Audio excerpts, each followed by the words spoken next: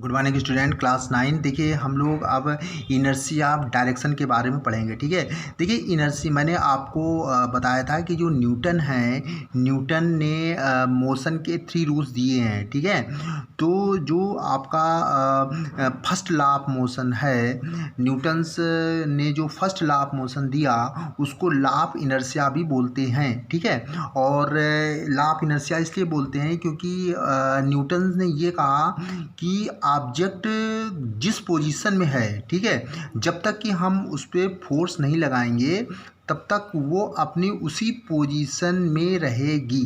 ठीक है, अगर कोई ऑब्जेक्ट आपका एक यूनिफॉर्म वेलोसिटी से मूव कर रही है तो वो इनफाइनाइट यानी कि लाखों वर्षों तक, ठीक है, वो एक यूनिफॉर्म वेलोसिटी से मूव करती रहेगी।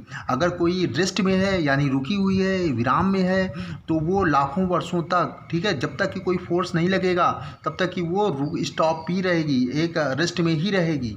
ठीक है, यानी जो जिस पोजीशन में है जब तक कि हम उस पर फोर्स नहीं लगाएंगे तो वो करोड़ों लाखों वर्षों तक, ठीक है, वो उसी पोजीशन पे रहेगी। ठीक है, इसे ही लॉ ऑफ इनर्शिया बोलते हैं। ठीक है, और मैंने आपको inertia of rest, inertia of motion के बारे में पढ़ा दिया था। अब आपको इनर्शिया ऑफ डायरेक्शन के बारे में पढ़ेंगे। ठीक है, तो इनर्शिया ऑफ डायरेक्शन हम लोग देखते हैं। When A motor car makes a sharp turn at a high speed, the passenger tend to get thrown to one side। देखिए, यानी इनर्शिया ऑफ डायरेक्शन में ये कह रहा है कि जैसे मान लिया कि आप किसी मोटर कार से जा रहे हो, ठीक है, और एक शार्प टर्न हो, ठीक है, यानी नुकीला मोड़ हो। ठीक है, तो यदि शार्प टर्न हो तो गाड़ी एकदम से मोड़ पे टर्न हो, ठीक है, तो आप देखते हो, और हाई स्पीड से, तो आप देखते होंगे जो पैसेंजर होते हैं वो एक साइड में गिर जाते हैं। ठीक है, एक साइड में गिरते हैं। तो उसका रीज़न यही है कि inertia of direction, inertia of direction का मतलब होता है कि जैसे मानिए पैसेंजर कार में बैठे हुए हैं, आप पैसेंजर कार में बैठे हुए हैं, तो जैसे ही अब हम लोग जब पैसेंजर कार में बैठे हुए हैं तो हम लोग अभी कार की वेलोसिटी से मूव कर रहे हैं उसी डायरेक्शन में, जिस डायरेक्शन में कार जा रही है। अब कार अचानक किसी शार्प टर्न में टर्न हो गई। ठीक है, तो देखिए कार की जो डायरेक्शन थी वो तो चेंज हो गई, लेकिन जो उसके अंदर पैसेंजर थे उसकी डायरेक्शन तो चेंज हुई नहीं। ठीक है, चेंज होने में टाइम लगेगा।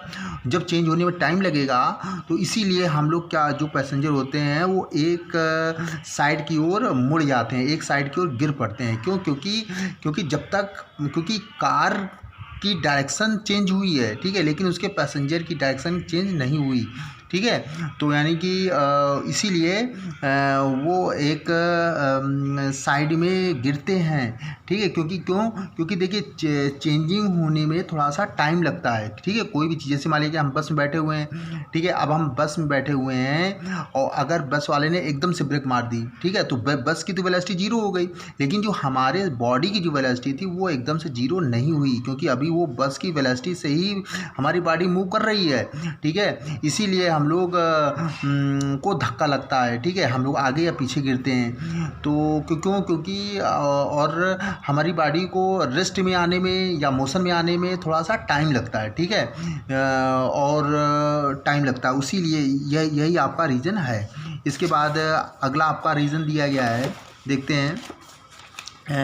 The water particles sticking to the motor bike tyres are found to fly off tangentially. ठीक है, यानी इसका मतलब ये दिया गया, द वाटर पार्टिकल्स स्टिकिंग, यानी कि जैसे आप मोटर बाइक, ठीक है, जैसे आपने देखा होगा जैसे रास्ते में गाड़ियाँ या कार जाती हैं और पानी किसी में पानी आपका फिल रहता है, तो देखा होगा कि पहले तो मोटर बाइक से जो पानी होता है वो चिपक जाता है उसके टायर से। ठीक है, चिपकता है, ठीक है, उसके टच होता है। ठीक है, और टच होने के बाद 90 डिग्री का एंगल बनाते हुए आपका गिरता है। ठीक है, जैसे हमारे पानी है तो पानी आपका उसके टायर से टच होगा और फिर ऐसे बिल्कुल आपका छींटे पड़ेंगे। ठीक है, आपके छींटे पड़ेंगे, तो यानी उसका भी रीज़न यही है, उसका रीज़न यही है, इनर्शिया ऑफ डायरेक्शन। ठीक है, इनर्शिया ऑफ डायरेक्शन। ठीक। The water particles sticking to the motor bike, क्यों? क्योंकि जो आपके वाटर पार्टिकल्स थे, ठीक है, वो आपके रेस्ट में है, वो आपके कहाँ है? रेस्ट में है, ठीक है, वो आपके रेस्ट में है। और जो आपकी मोटर बाइक है वो आपकी मोशन में है, वो आपकी मोशन में है। तो जब वाटर पार्टिकल्स ये मोटर बाइक जब उस वाटर में से जाती है तो उसके जो पार्टिकल्स हैं वो आपके मोटर बाइक से चिपकते हैं उसके टायर से, और टेंजेंशियली यानी 90 का डिग्री बनाते हुए आपके गिरते हैं, ठीक है। और उसका रीज़न यही है, इनर्शिया ऑफ डायरेक्शन। क्यों? क्योंकि देखिए, क्योंकि मोटर बाइक में तो मोशन था, ठीक है, टायर में मोशन था, लेकिन जो वाटर है, वाटर में मोशन नहीं था, ठीक है, वाटर में मोशन नहीं था, उसको मोशन में आने में टाइम लगेगा, इसीलिए वो आपके टेंजेंशियली बनाते हुए यानी 90 डिग्री का एंगल बनाते हुए दूर गिरते हैं, ठीक है। इनर्शिया एंड मास, ठीक है। अब हम लोग इनर्शिया एंड मास के बारे में पढ़ेंगे। तो देखिए, the inertia of a body is directly affected by its mass, heavier objects possess more inertia than lighter ones, ठीक है। यानी इनर्शिया और मास का मतलब ये है कि इनर्शिया और मास में बहुत बड़ा इफेक्ट पड़ता है। क्यों? क्योंकि देखिए, अगर कोई ऑब्जेक्ट हैवी है, ठीक है, भारी है, तो उसका जो इनर्शिया होगा ज़्यादा होगा, ठीक है। और कोई चीज़ अगर हल्की है, लाइटर है, तो उसका इनर्शिया कम होगा। क्यों?